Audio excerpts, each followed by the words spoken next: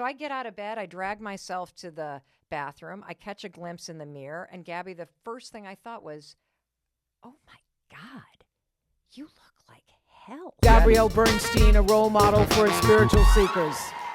So the habit, it's looking in the mirror and you're saying, what do you need right now? Well, the habit's like even cooler than that because you don't even have to say anything.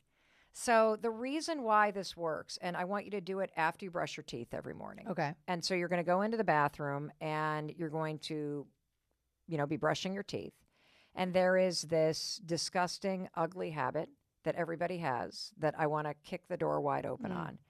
And it is a habit of either ignoring the human being that you see in the mirror. Yep. 91% of women don't like how they look. 50% of human beings are uncomfortable looking at themselves in the mirror. Yeah.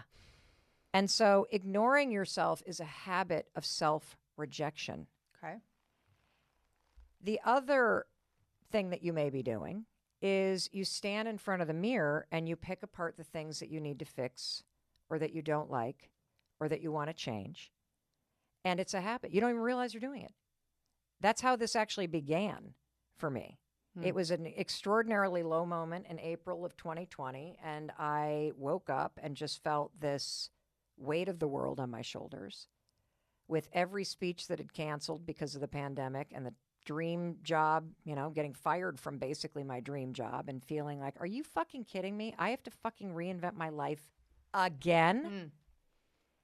This is how my story goes. I claw our way out of $1 million in debt after my husband's, restaurant business doesn't work. I fight tooth and nail for everything. I reinvent myself. I put what? I'm losing it all again?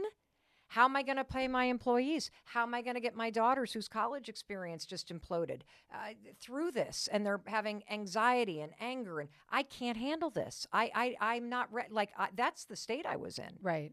So I get out of bed, I drag myself to the bathroom, I catch a glimpse in the mirror, and Gabby, the first thing I thought was, oh my God, you look like hell.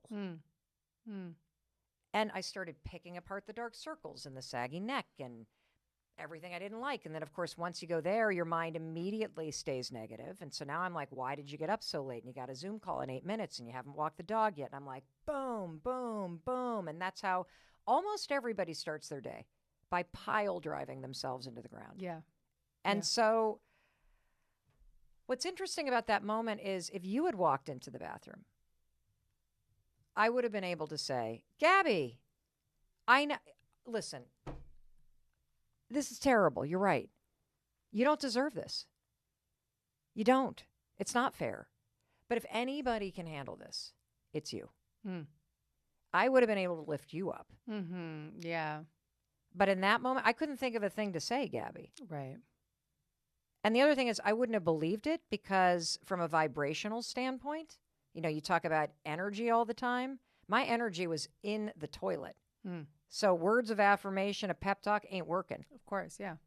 I don't know what came over me, but for whatever reason, standing there in my underwear, I just raised my hand to the woman in the mirror because it looked like she needed a high five. Yeah.